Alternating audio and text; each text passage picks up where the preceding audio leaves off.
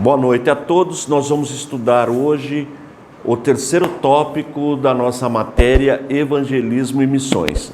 No primeiro nós aprendemos sobre a história de missões, o significado, o conceito de missões. Na segunda aula, missões no Antigo Testamento, missões no Novo Testamento. E agora nós vamos ver um pouquinho a história de missões após o Novo Testamento. Na verdade, nós vamos aprender um pouquinho, recapitular um pouquinho também de como aconteceu missões no Novo Testamento. Esse material vai ficar disponível no nosso site, no www.icp.com.br, e para vocês que são alunos também eu coloco lá no WhatsApp, tá bom? Todos os slides, então não precisa se preocupar. E a matéria eu vou disponibilizar para vocês também em PDF lá no WhatsApp, no nosso grupo, tá bom, pessoal? Então vamos lá, o nascimento do cristianismo. A igreja é formada por todos que creem que Jesus é o Filho de Deus, tranquilo até aí, que aceita Cristo como Salvador pessoal e passa a obedecê-lo. Então toda pessoa que tem um encontro com Cristo, como foi o nosso caso, e passa a obedecer os ensinamentos de Jesus que estão na Bíblia, são chamados cristãos. Jesus significa o Senhor é salvação. Messias é uma palavra transliterada do hebraico. Como nós já aprendemos, transliterar uma palavra é escrever com os nossos caracteres, com a nossa língua, com o nosso português, como ela é falada na língua original. Mas quando você fala Messias, vem do hebraico, e Cristo é a mesma coisa, só que vem do grego. Agora, qual é a tradução destas duas palavras? Que na verdade é a mesma palavra, ungido. Jesus o Cristo, Jesus o Messias, Jesus o ungido, mesma coisa, só que uma é transliterada do hebraico, outra da grego e outra é tradução. Que significa ungido para quê? Para nos salvar. Local, Jerusalém. O cristianismo nasce em Jerusalém. Povo, judeu. O primeiro contato foi com o povo judeu. Depois que nós vamos entrar. A mensagem nós aprendemos na aula passada, ela é dividida em 3 pontos. O caráter messiânico de Jesus. Então sempre quando se você quiser pregar o evangelho e tomar como base a mensagem, as primeiras mensagens, a primeira, por exemplo, pregada por Pedro, ela sempre tem esse caráter, e Paulo também, caráter messiânico. Você vai falar a história de Jesus, você vai contar toda a história com base na Bíblia. Você vai ter que falar necessariamente sobre a ressurreição de Jesus. Por mais linda que seja a vida de Jesus, os milagres que ele operou, tudo o que ele fez, nada disso teria um significado se ele não tivesse sido morto para pagar o nosso resgate e ressuscitado. Portanto, faz parte da mensagem falar sobre a ressurreição de Jesus, morte e ressurreição. Nunca você deve esquecer disso daí. E a volta de Jesus. Portanto, toda a mensagem é escatológica. Por que nós evangelizamos? Para avisar as pessoas que haverá um fim, haverá um julgamento. E é necessário que as pessoas aceitem a condição de pecadores, né? E aceitem o plano da salvação. Bom, tudo isso é tranquilo. Ferramentas usadas pela igreja. Testemunho dos seus membros. Testemunho ele é muito importante na vida do cristianismo e na evangelização. Como é que você vai evangelizar lá no teu trabalho, na tua faculdade, se você não tem um testemunho, um bom testemunho? Você não vai conseguir passar a mensagem do evangelho. Então, o testemunho é mais importante do que as palavras. Você pode evangelizar, de repente você não sabe, mas você está sempre evangelizando com o teu comportamento lá no teu trabalho, na tua família, onde você frequenta. O nosso comportamento já é um meio de evangelização. Auxílio sobrenatural. Se não tem sobrenatural, aí no culto seria uma discussão filosófica, enfim, autoajuda. Precisa do sobrenatural. E quando eu vejo esse sobrenatural, quando o irmão está pregando, eu vejo as pessoas sensibilizadas. Ontem, por exemplo, eu estive em Caxias. O pastor Patrick, não sei se vocês conhecem, ele que pregou lá. ele pregou o Salmo 23, uma mensagem linda, maravilhosa, tocou no coração de todo mundo. Eu fui muito alimentado, muito bem alimentado espiritualmente. Auxílio sobrenatural. O professor Lúcio falou que ontem pela manhã teve uma mensagem maravilhosa também sobre quem tem ouvidos ouça, Apocalipse 2. Só esse trechinho do versículo foi abençoadíssimo. Então, o Espírito Santo, ele vai nos alimentando por meio da sua palavra. E tem também curas, milagres, eu já testemunhei, tá bom? Agora a igreja tinha uma falha, ela não tinha o zelo missionário. Se você observar, a igreja dos apóstolos ali, quando ela nasce, ela não cumpriu aquele ide de Jesus, ela estava ainda em Jerusalém. Nesse quesito, a igreja falhou. Vamos em frente. O cristianismo deveria continuar só com os judeus ou com todos os povos? Essa era uma questão que eles discutiam. Surgiu uma reclamação na igreja também. Todo grupo, quando cresce, surgem os problemas. Grupo, quando é pequenininho, probleminha pequenininho. Quando o grupo cresce, problemão. E foi o que aconteceu. E aí vem o ensinamento que nós não vamos ler agora, mas é o seguinte: o que acontece? As irmãs perceberam que tinha um grupo que estava tendo a palavra seria, estavam agindo com preconceito contra as irmãs. Um grupo de irmãs contra outro grupo de irmãs, enfim. Aí os apóstolos buscaram a Deus e instituíram os diáconos para cuidar da mesa. É uma coisa muito importante isso daí, administrar e deixar os pregadores, os apóstolos, os obreiros livres para o ensinamento da palavra. Bom, aí, depois disso, nós temos no ano 50 o primeiro concílio, onde ali esse concílio é onde estão reunidos os líderes da igreja para discutir um tema.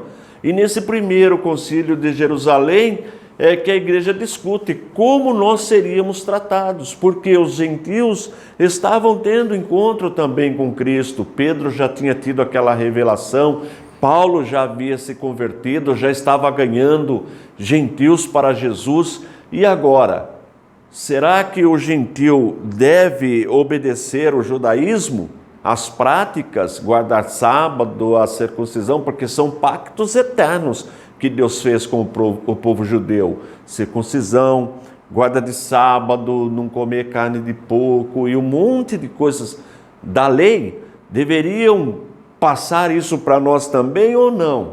E esse concílio com o Espírito Santo foi decidido. Pareceu bem ao Espírito Santo e a nós também tomar uma decisão, não impor sobre nós, gentios, os mandamentos, os rituais, as ordenanças do judaísmo. Aí eles tomaram a seguinte decisão: só que o cristão não deve se envolver com prostituição, hipótese alguma, não deveria se alimentar de carnes oferecidas aos ídolos e nem de sangue de animal. Tanto é que, se você observar, os frigoríficos que estão nos países cristãos, o animal, eles liberam o sangue, né, do animal, eles degolam o animal. O frango é a mesma coisa, porque isso é uma característica daquele concílio. Então, no Ocidente. Agora, no Oriente já é essa prática, porque lá, tanto o árabe como o judeu também imolam o animal desta mesma forma. Bom, está resolvido, decidido o futuro da igreja. Então, agora nós temos 3 povos. Nós temos o povo judeu, nós temos o gentio e nós temos a igreja. Você se encaixa em algum desses 3 lugares.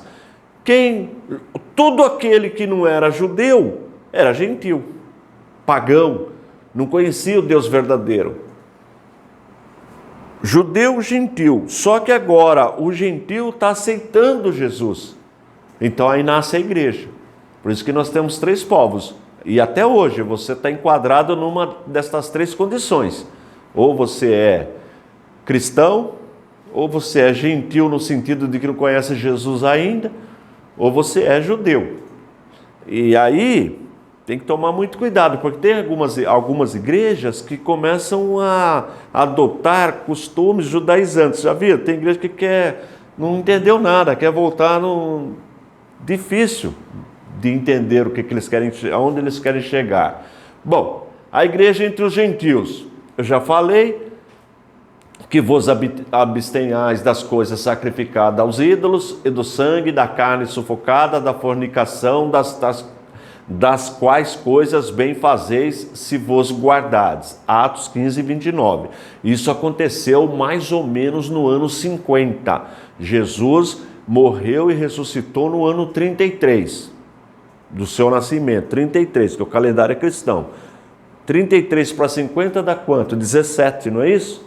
Então 17 anos depois, não tem nenhum livro escrito ainda. A primeira carta foi a primeira carta que Paulo escreveu aos Tessalonicenses, foi o primeiro livro do Novo Testamento, mais ou menos no ano 55, 57, então não tem como precisar, mais ou menos. E o último foi os escritos de João, o apóstolo, provavelmente por volta do ano 90. Nós já falamos sobre isso também na aula passada. O Evangelho para todos os povos. A igreja alcança todo o Império Romano. Olha só, que coisa linda. Tá vendo essas cruzinhas aí? Ó? Ali tem o mar Mediterrâneo. E olha como que o Evangelho correu com Paulo. Chegou até a Espanha. Ele, nas suas viagens missionárias, eu tenho no meu canal todas as viagens de Paulo por todos os lugares que ele passou. Mas a verdade é que no primeiro século, o Paulo foi martirizado por volta do ano 68 depois de Cristo. E o Evangelho já estava espalhado em todo o Império Romano. E 3 líderes se destacam: Paulo, Pedro e Tiago, irmão do Senhor. Tiago escreveu uma carta, Pedro escreveu 2 e Paulo escreveu 13 dos 27 livros do Novo Testamento. Então esses são os que se destacam aí na pregação. Tiago se destaca no Concílio de Jerusalém, porque a palavra final foi dele, né? Pedro também foi o que teve a visão de que o Evangelho deveria ir também para os gentios, e Paulo, o apóstolo dos gentios. Por que era sombria? Porque nós não temos muitas informações deste período. A história não tem muitos registros históricos deste período, por isso que ele é chamado de Era Sombria, que vai mais ou menos ali do apóstolo João, do final do Novo Testamento até uma parte do 2º século, por isso que é chamado assim na história. Aprendemos, queda de Jerusalém no ano 70, aí é importante, esse é o marco, tudo bem, irmão? Bem? Vamos lá, queda de Jerusalém no ano 70, agora olha que texto interessante. Se eu contar até 3, vocês leem para mim? Bem caprichado? Que eu vou deixar gravado, tá? Então vai lá. 1, 2, 3. Mas quando vi de Jerusalém cercada de exércitos, sabei então que chegada a sua salvação. Então os que estiverem na Judéia fujam para os montes, os que estiverem no meio da cidade saiam, e os que nos campos não entrem nela, porque dias de vingança são estes, para que se cumpram todas as coisas que estão escritas. Mas ai das grávidas, das que criarem naqueles dias, porque haverá grande aperto na terra, irá sobre o povo, e cairão ao filho da espada, e para todas as nações serão levados cativos. E Jerusalém será pisada pelos gentios, até que os tempos dos gentios se completem. Lucas 21, 20 e 24. É isso aí, muito bem, Lucas 21, de 20 a 24. Então veja, por que esse texto é importante? Essas são palavras de Jesus. E isso aí é a maioria dos teólogos, piedosos, estudiosos da palavra de Deus, coloca esse texto como a queda de Jerusalém, quando Tito, general Tito, invadiu Jerusalém e matou pessoas, e os cristãos que ouviram Jesus falar essa profecia fugiram, saíram da cidade, mas o povo judeu não creu em Jesus, não acreditou nesta profecia. O povo ficou na cidade. Quem não foi morto foi levado para Roma como prisioneiro, trabalharam como escravos, por exemplo, na construção do Coliseu em Roma. E aí, a partir desta data, veja que Paulo, isso é no ano 70, mais ou menos. Paulo foi martirizado 2 anos antes, no ano 68. Após essa destruição de Jerusalém, a igreja vai caminhar agora com os gentios. Ela se desliga do judaísmo. Entenderam porque isso é importante? Agora, no final, fala assim, ó. E Jerusalém será pisada pelos gentios, até que os tempos dos gentios se completem. Desde essa data 70 até 1948, Jerusalém era pisada pelos gentios. O último foi que tomava a conta daquela região, eram os ingleses. O último era o povo inglês, né? O reino da Inglaterra que dominava aquela região. E em 1948, Israel se tornou nação novamente. Vocês sabem disso, até está comemorando a criação do Estado de Israel. O que acontece? E Jerusalém será pisada pelos gentios até que o tempo dos gentios se completem. Jerusalém, desde o ano 70, com a queda, com a tomada pelo general Tito, até 1948, era pisada pelos gentios. Mas, a partir de 1948, ela deixa de ser pisada pelos gentios, volta de novo para o povo judeu. Isto é visto dentro da escatologia, a proximidade da volta de Cristo. É interpretado desta forma. Porque Jerusalém, quando Jerusalém deixasse de ser pisada, depois você lê em casa a profecia inteira, você vai entender o que eu estou falando, tá bom? Isso é um detalhe importante para nós que estamos estudando missões.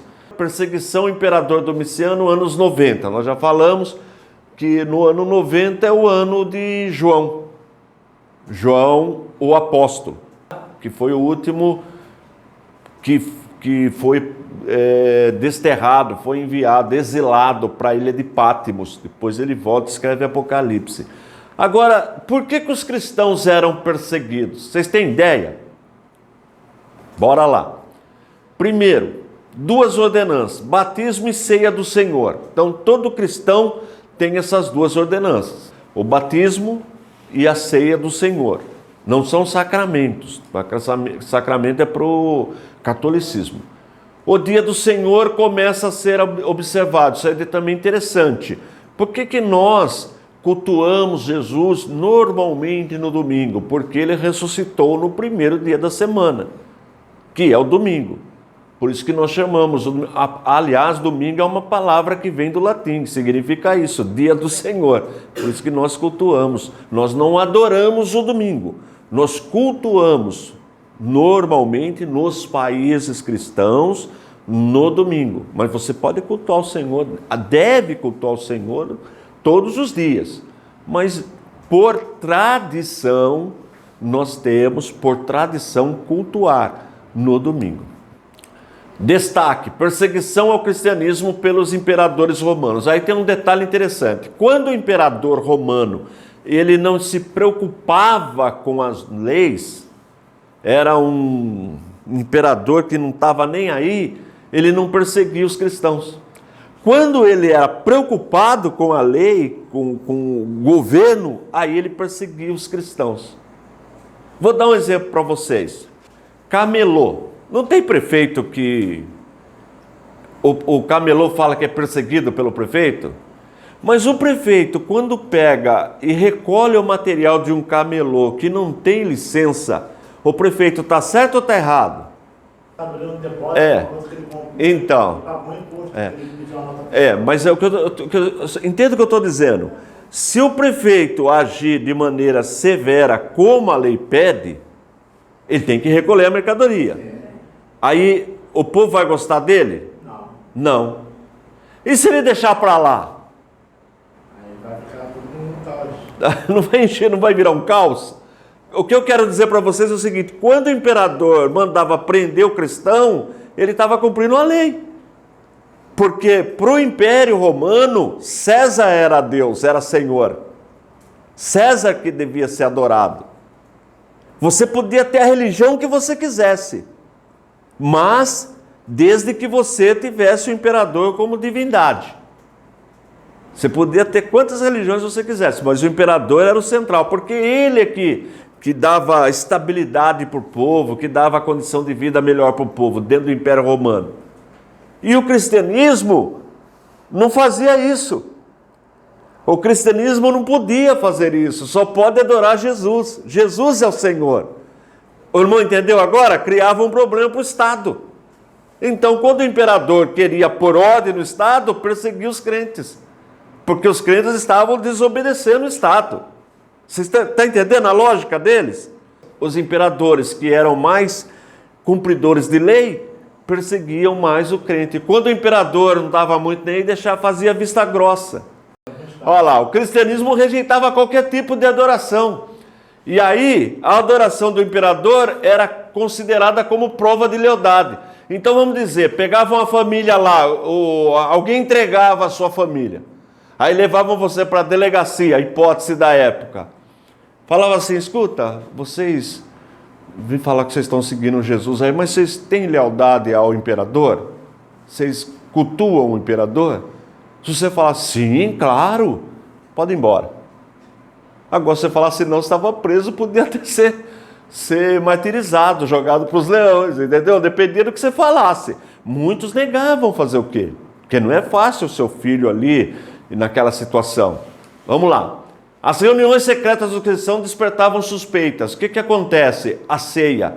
Esse é o meu corpo que reparto entre vós. Esse é o meu sangue. Começaram a chamar os crentes de canibais. Hoje para nós é fácil, né? Você vai na ceia do Senhor, participar do corpo e do sangue de Cristo, é tudo normal, não é?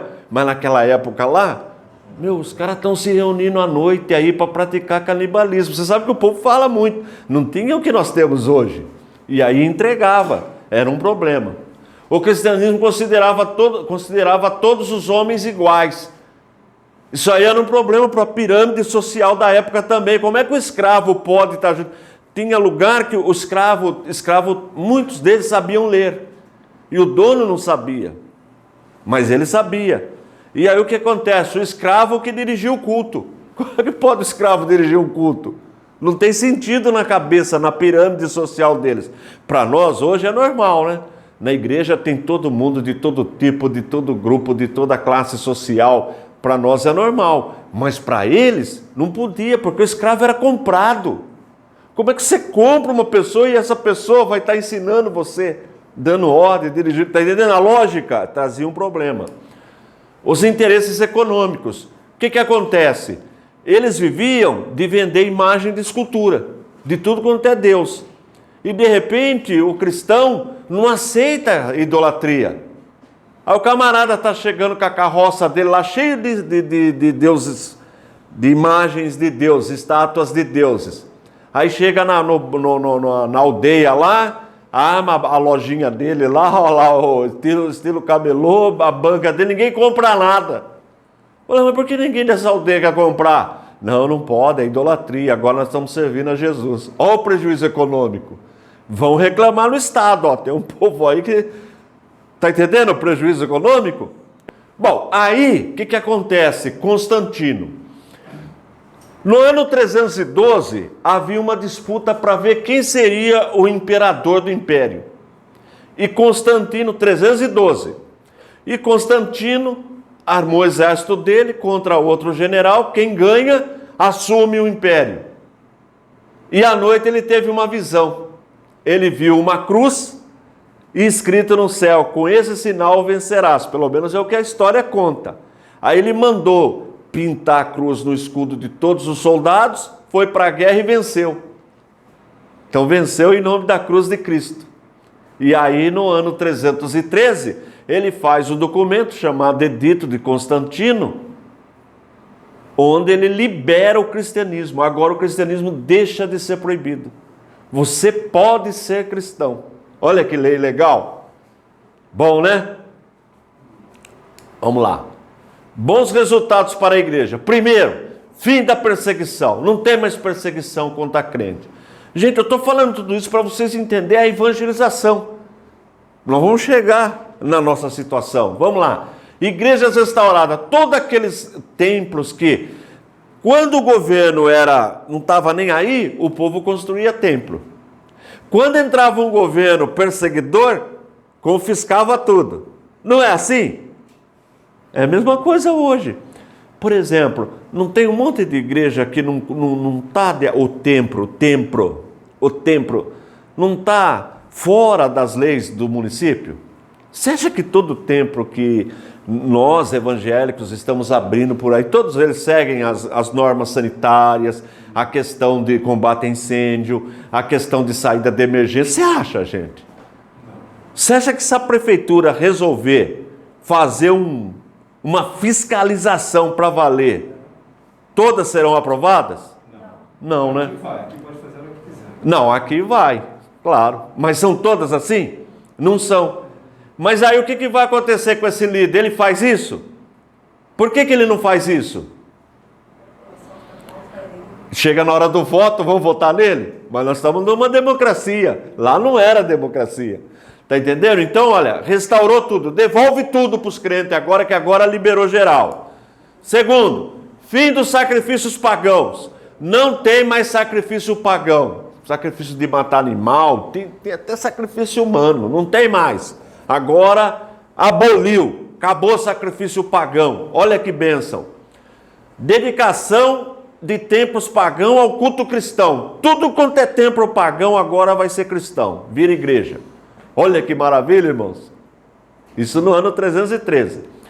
Doações às igrejas. Agora o governo vai doar um dinheiro para ajudar a igreja também. Vai abençoar também para todo obreiro ter um salarinho, vai ser bênção. Teve até quem dizia: faz-me bispo de Roma e eu me tornarei cristão. Que era uma coisa, entendeu? Olha que bênção. Privilégios concedidos ao clero. Olha aí os obreiros aí. Começou a ter privilégio, não pagava imposto. Esse negócio de igreja não pagar imposto é antigo, viu, chefe? É lá da época de Constantino. Que as igrejas até hoje brigam, a igreja não paga imposto. Vocês estão sabendo que a igreja então vem dessa época aí, coisa boa. Proclamação do domingo, dia de descanso. Olha, os camaradas trabalhavam todo dia, os escravos, todo mundo. Agora tem um dia que ninguém trabalha, nem os animais. Olha que maravilha, um dia de folga para todo mundo. E que dia que vai ser esse? No primeiro dia da semana, porque Jesus ressuscitou no primeiro dia da semana. Não é no sábado, é no domingo. O judeu que é sábado. Para nós, então, nós não vamos adorar o domingo, nós vamos cultuar Jesus no domingo, que é o primeiro dia da semana. Bênção até aí? Bom, alguns bons resultados para o Estado. Crucificação abolida. Lembra a crucificação? Jesus foi crucificado. Está abolido, ninguém mais será crucificado. Esse tipo de morte terrível não existe mais no Estado. Olha que coisa maravilhosa. E o povo evangelizando, hein? E o povo evangelizando. Repressão do infanticídio. Quando o camarada tinha um filho que ele não gostava, eles jogavam. Jogavam literalmente, jogavam no mato. Até hoje, de vez em quando, no Brasil tem isso, né? Menina, então, esquece, irmão. Menina era prejuízo. Jogavam literalmente. Aí tinha uns camaradas de carroça que passavam recolhendo as criancinhas. Levava tudo para o lugar, cuidava das criancinhas. Quando ela ficava bonitona, tipo 10 anos, aí já podia vender como escravo para ele recuperar o prejuízo, tá entendendo? Era desse jeito, recolhia para cuidar, para vender. Imagina a situação. Acabou o infanticídio, é proibido. Influência do tratamento, olha, tem escravo ainda, mas você tem que ter cuidado com o escravo. Você não pode machucar o escravo. Se você ferir o escravo, você vai ter que fazer alguma coisa para indenizar. Já começa a ter normas para ter um cuidado com os escravos. Proibição dos jogos dos gladiadores. Sabe aquilo que você vê na TV, aquele que um matava o outro? Está proibido agora. Não pode ter mais. Passou a ter corrida de cavalo. Os irmãos gostavam de ver corrida de cavalo. Trocou agora, não tem mais gladiador. Acabou. Não é coisa boa para o Estado? Bom, né? Agora vamos ver os resultados. Quer dizer, o povo está sendo tudo evangelizado, só que da seguinte forma, o decreto de Constantino, praticamente todo mundo virou crente. Quem não vai querer ser crente agora? Se o imperador é crente, se está trazendo um monte de benefício para os crentes, todo mundo quer ser crente, irmão. É assim que funciona. E o que acontece? Não tem conversão. É uma evangelização sem a genuína conversão, irmão. De uma hora para outra, todo mundo virou cristão. Não funciona. Entendeu? Agora os maus resultados da igreja, costumes pagãos. Olha aí, o camarada virou cristão, mas ele veio do jeito que ele estava, ele não se converteu. Aí ele vem com aqueles costumes, entendeu? Para dentro da igreja, ele não foi liberto. A igreja se fez mundana, ficou tudo normal, entendeu? Também não funciona. União da igreja com o Estado. Essa é uma consequência terrível, irmão. Por quê? Porque o Estado, ele é também de Deus, mas ele foi instituído para cuidar do bem-estar social das pessoas. Para isso que serve o político. Quando nós pagamos os nossos impostos e uma pessoa é eleita, ele não tem que ver a religião. Ele tem que fazer uma benfeitoria. Vamos supor que ele vai levar o asfalto para uma rua. Ele não tem que saber se ali é crente, se não é crente, se é ateu, se é maconheiro. Não interessa quem mora naquela rua. São pagadores de impostos. Então ele vai levar o asfalto para aquele lugar. Tá certo? Agora a religião é outra coisa, não tem nada a ver com isso daí. Na igreja nós vamos tratar das coisas espirituais. Por isso que a igreja é sustentada de forma voluntária com dízimos e ofertas. Ou só ofertas, depende da igreja, aquelas que têm por tradição dizimar, dizimam. Vocês estão entendendo? São coisas diferentes. Uma não pode, não é, eu quero ser político, que bênção, vai ser político. Agora a instituição tem que ficar fora. Está entendendo? Não há problema nenhum em ser político, deve ser político. Que bom se tivesse irmãos políticos, irmãs da política. É bênção. Agora, enquanto instituição, tem que ficar fora. Estão entendendo? Mas não foi o que aconteceu nessa época aí, de evangelização. Bom, aí o que acontece? Como Roma era uma cidade muito idólatra, o imperador quis levar a capital para Constantinopla. Falar nisso, tem uma série muito boa na Netflix, quem tem Netflix, o Império Otomano, com Maomé II. Vale a pena assistir essa série. Vocês podem assistir televisão? O Império Romano. O Império, a queda de Constantinopla. Netflix, com Maomé II. Já assistiu? Alguém já assistiu aqui? Vale a pena, gente. São duas temporadas. Mas é muito legal, gente. Vocês vão aprender muito sobre esse período. Bom, mas voltando aqui, olha. Ele falou, não, vou levar a capital para... Na verdade, é Istambul, tá? Hoje é na Turquia, Istambul, que chamava Bizâncio. Ele falou, não, eu vou levar a capital para lá, porque lá tem já uma segurança natural. A geografia favorece a segurança, e é verdade. Ela só foi cair... Roma caiu em 473, 475, se não me falha a memória, mas é 470 e alguma coisa. E o Império do Oriente, com Constantinopla, caiu em 1453. Durou mais 1000 anos o Império Oriental, de tão segura que era a cidade. Quem derrubou, como eu vi aí, falei, foi Maomé II. Tá? Bom... Fundação de Constantinopla. Bom, quando ele fundou Constantinopla, a cidade era super segura. O que acontece? Olha aí, ó, estão vendo essas duas setas? Isso aí é o mapa. Lá na primeira seta lá tem Roma, ó, Roma. E aqui, olha, tá vendo bem na divisa aqui, ó, Constantinopla. Tá certo? Então, duas setas. Aí o que ele fez? Ele colocou já falei, posição geográfica já falei. A capital da igreja, a igreja de Santa Sofia, que depois virou uma mesquita com a queda de Constantinopla, tá?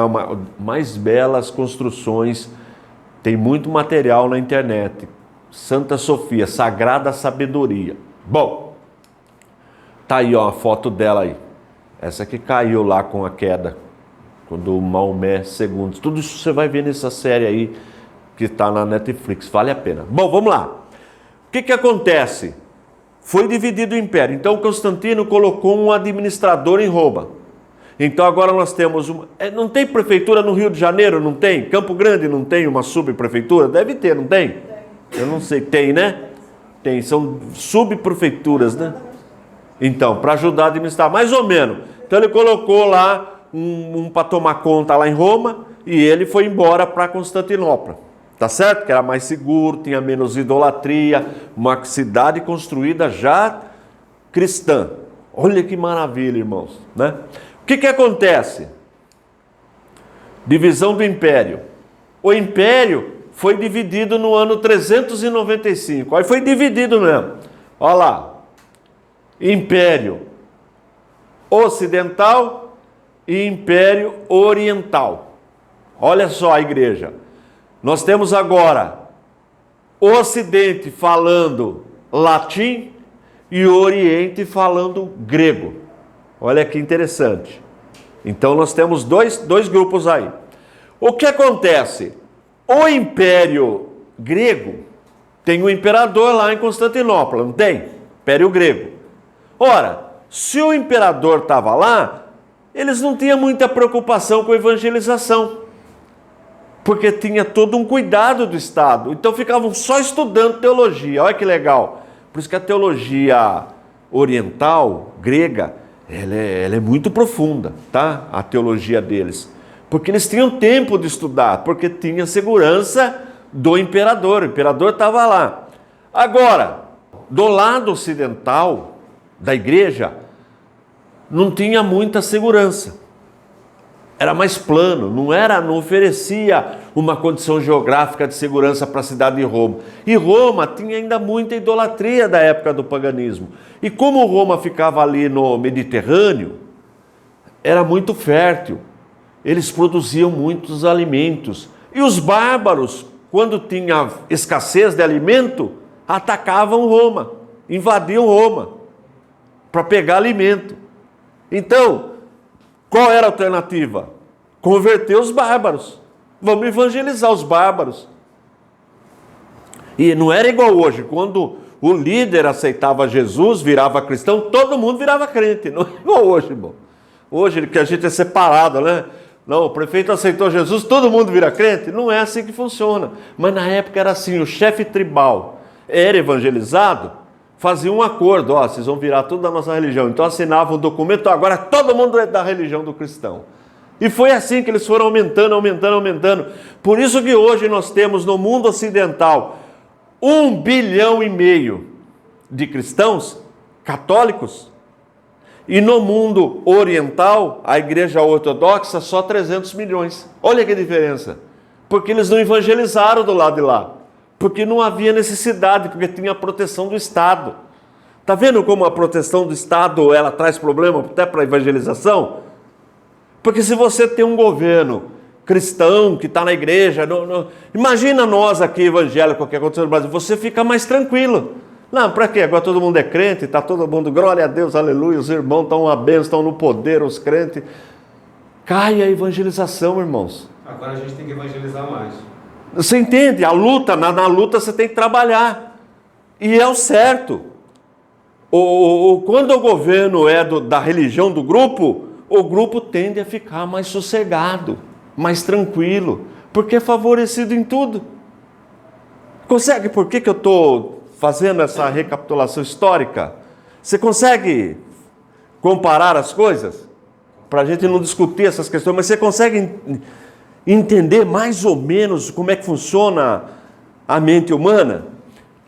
Oriental, tranquilo. Para que nós vamos ficar evangelizando? O imperador está aqui, é crente, todo mundo já é crente, não tem que se preocupar, não tem invasão, não tem nada. E Roma? Roma era sempre invadida, tinha problema, tá bom?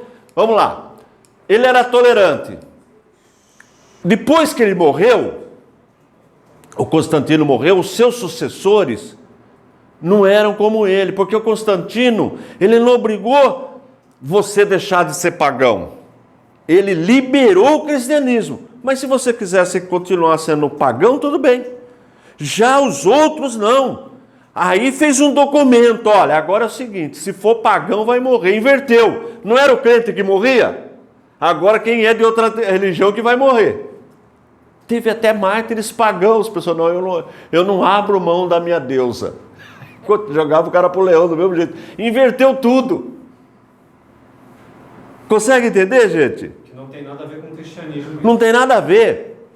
Queimaram todas as obras que eles produziram, tacaram fogo em tudo. Hoje a gente não tem informação. Para você saber informação de como era o culto pagão, você depende de quem não era pagão contar como é que era. Porque os escritos deles, foi tudo tacado, queimaram tudo. Foi um prejuízo. Vocês estão conseguindo entender? Então vamos lá. Muitos templos pagãos destruídos, quebravam tudo. Vocês viram, lembra aquele grupo que surgiu aí, Estado Islâmico? Lembra aqueles que foram lá, pegaram uma estátua de Buda, destruíram tudo, quebraram tudo? Não é esquisito? Mas foi o que eles fizeram. Os crentes fizeram, quebraram tudo. Crente no sentido que o governo era cristão. Então tudo que era do paganismo, destruíram tudo. É assim que funciona a conversão, irmão? Adianta eu deixar na cara, o camarada tem lá a cidinha dele, Aparecida. Eu vou dentro da casa dele e quebro tudo? Não. É assim que funciona? Mas infelizmente, tem gente que age assim. E foi isso que aconteceu. Bom, olha, já falei dos escritos. Proibido adorar ídolo. É assim que funciona, irmão. A partir de hoje está proibido de rezar Ave Maria e de orar voltado para uma santa. É proibido. Se eu pegar, você vai preso. Era assim. Quer dizer, inverteu. O crente que... Por que o crente... A perseguição fez espalhar o cristianismo. E o camarada que era crente era purificado, né? Porque se você ser crente, você corria risco de ser preso e ser jogado até para as feras, ser martirizado. Mas agora é o contrário. Agora eu que sou crente que vou fazer aquilo que faziam comigo, vou fazer com o pagão. Fala, irmão. Mas hoje aí acontece que hoje eles não têm sabedoria nenhuma. Entendeu? Não, mas o irmão entendeu aqui? Aqui, ele está sendo perseguido agora. Ele era perseguidor, agora ele está sendo perseguido. Inverteu. Não vai prestar. Bom, GT, mas de qualquer forma, está crescendo o cristianismo. Está crescendo a evangelização. Nós temos uma sede em Jerusalém, uma em Antioquia, uma em Alexandria, que é no Egito, que é o centro cultural, uma em Constantinopla e uma em Roma.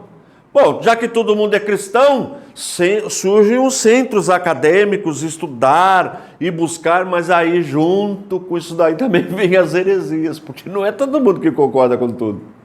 Aí que surge a heresia. As testemunhas de Jeová surgiram lá em Alexandria, com o bispo Ário, que negava que Jesus é um ser todo-poderoso, que Jesus é Deus. Ário começou a negar, no ano 325 mais ou menos, ele começou a ensinar que Jesus era uma criatura.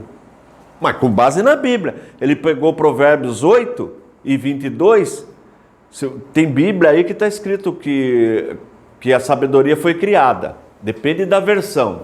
Vê o que está na sua, Provérbios 8 e 22. O Senhor me possuiu no princípio. Me possuiu. Dos seus caminhos, e antes de suas obras mais antigas. Então na sua está possuiu. Tem alguma versão que está criou? Qual texto? 8 e 22. Provérbios 8 e 22. Vê como que está na sua. A NVI me criou. Criou? Está vendo? NVI, né? Criou. Só que também... O que acontece? O Ário, nesse período agora, nós estamos no ano 325. O que acontece? A igreja, quando se separou do judaísmo, não usava mais a Bíblia hebraica. Até o hebraico, nem o judeu falava aramaico. Só os rabinos que falavam hebraico, né? Jesus falava aramaico. Na época de Jesus, a Bíblia, o Antigo Testamento usado, que ainda não tem o Novo, era a Septuaginta. Já viram falar da Septuaginta? A tradução dos 70, que foi feita por Ptolomeu Filadelfo. Falei com vocês na aula passada, então era a Bíblia que circulava. E na Septuaginta, criou. Então ele pegou esse texto e falou, não, tá vendo? Essa sabedoria aqui é Jesus. Ele interpretou, não necessariamente é Jesus, mas ele interpretou essa sabedoria como sendo Jesus. E ele foi criado com base nesse texto. Aí começou a falar que Jesus era o ser criado. Mas se a sabedoria foi criada, então quer dizer que teve um tempo que Deus não tinha sabedoria? Olha o problema. Para nós hoje é fácil. Descobrimos que ele pegou o texto do grego, porque no hebraico possuiu a tradução. Entenderam? Mas na época foi a maior controvérsia da história. Daí tem o Concílio de Nicéia, no ano 325, que aí define, Atanásio escreveu o credo de Atanásio, onde mostra a Santíssima Trindade. Mas aí o cara fala, tá vendo? A Trindade quem colocou foi Constantino. Não, Constantino só marcou a reunião e pediu que os bispos chegassem num acordo. Ele não entendia nada de teologia. Mas a doutrina da Trindade já era ensinada. Tertuliano, que viveu entre o ano 160 a 220 depois de Cristo, 160, aqui nós estamos no ano 325, eu estou falando de 160, ele que foi que usou a primeira vez a palavra Trindade, que nós cremos em um Deus e encontramos na divindade 3 pessoas distintas, a pessoa do Pai, do Filho e do Espírito Santo, tá bom? Isso é importante para nós na evangelização de testemunhas de Jeová. Porque as testemunhas de Jeová vai usar o seguinte argumento: não, eu não creio na Trindade porque a palavra Trindade não tem na Bíblia. Só que a palavra onisciente também não tem na Bíblia. E o fato de não ter a palavra onisciente na Bíblia, Deus deixa de ser onisciente? Travou, né? Tá vendo? E eles vão falar que quem colocou isso aí foi Constantino. Mentira. Só pesquisar, dá um Google aí que você vai ver que foi Tertuliano, em 1160, ou melhor, em 160 depois de Cristo, bem antes do concílio, a doutrina já era ensinada, tá? Mas nós vamos aprender mais na frente os argumentos para a gente evangelizar uma testemunha de Jeová, mas não é agora não, mais na frente. Bom, então tá aí um mapinha aí com 5 locais. Número 1, Roma. 2, Constantinopla. 3, Antioquia. 4, Palestina, Jerusalém. E 5º, Alexandria. Então nós temos 5 centros acadêmicos agora do cristianismo. Cada centro desse tem um patriarca, tem um bispo, um arcebispo. O patriarca é o que toma conta de todos os bispos, tá certo? Só que Constantinopla é uma capital do Império Oriental, e Roma é capital do Império Ocidental, tá certo?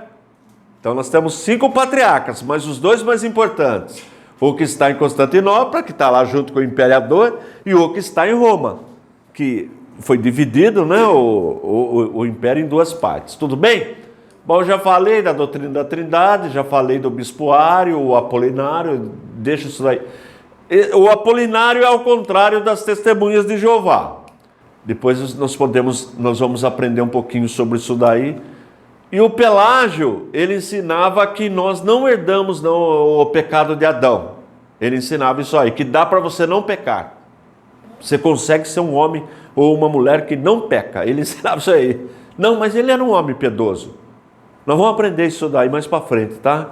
Que vai ter com a nossa evangelização. O irmão que gosta desse assunto, né? Da questão do pecador. O Pelágio, ele falava que dá para não pecar, irmão. Né? Mas só tem que ficar bem claro que nós pecamos. Em momento nenhum eu digo que nós não pecamos. Então, não, mas o Pelágio achava que nós não nascemos com o pecado. E dá para não pecar. Não dá não. Mas ele vivia de maneira piedosa. Bom, boa parte do tempo. o Cirilo, patriarca de Alexandria, ele que vem com o termo Theotokos, Deus tokos parir. Maria pariu Deus, tá certo? Maria pariu Deus? Não. Ué, mas Jesus não é Deus? Não pariu Deus. Mas Jesus não é Deus? Pariu é dar luz. Ué, mas Jesus não é Deus? Mas ele tinha a natureza humana também. Não, mas quando ele estava no ventre dela, ele era só humano? Não, ele era Deus. Hã? Mas ele não foi gerado, ele não foi criado. Não, mas vem cá, calma. Olha aí, tá vendo? Essa para nós hoje é fácil, né? Hoje é fácil evangelizar, ensinar isso aí. Mas lembra na época aí? Irmãos, isso está dando contexto da evangelização, isso aí, ó. A briga foi essa daí. Com o Nestório não concordou. Ele queria usar o termo que Jesus, ele não queria aceitar Deus, que é o Cristotokos, que Maria pariu Cristo, não Deus. Mas diz aí, quem estava dentro do ventre de Maria? Era Jesus. Sim ou não? Sim. Mas Jesus é Deus? Sim. Então Deus estava no ventre dela? Sim. Ué, irmão, mas então o Espírito Santo não habita na sua vida? Sim. Então, e ele não é Deus? Sim. Então Deus habita na sua vida? Sim. Então, qual que é o problema? Habita ou não habita? O Espírito Santo não habita em nós? Ele não é Deus? Então Deus habita em nossas vidas. Soprou na narina do ladrão, inspiração. Não, a questão é o seguinte: Maria tinha no ventre dela Jesus. Ela gerou a humanidade de Jesus sem a culpa. Sim. Né? Mas ele é Deus. Sim. Então ela pariu Jesus, que é Deus. Mas não pariu Deus. Ué, quem que saiu do ventre? Que saiu de dentro? Sendo um ser humano. Mas Jesus não é Deus? Mas que saiu dali foi um ser humano. Que habita ali é Deus. Não, então, Ela não pariu Deus. ela pariu Não Deus. sabe o Espírito Não, da o Deus. problema não é ela ter parido Deus, ela não gerou Deus. Ela não é mãe de Deus. Olha o problema aí. Então se ela pariu Deus, ela é mãe de Deus. Não, ela não é mãe de Deus. Ela é mãe da natureza humana de Jesus, que é Deus. Deus habitava no ventre dela, mas ela não gerou aquele Deus que habitava no ventre dela. E quando ele saiu do ventre dela, ele não deixou de ser Deus para sair. Então ela pariu Deus, mas não é mãe de Deus. Essa foi a confusão, irmão, que aconteceu na cidade de Éfeso. Esse é o rolo, até hoje vai explicar isso para um católico. Para nós é fácil entender. Oi? Ah, não, agora não pode, irmão, agora não pode. Não, mas vocês estão entendendo? A questão da evangelização aí, do ensinamento, nós vamos percorrer. Quer ir tomar um café rapidinho? Vamos tomar um café rapidinho.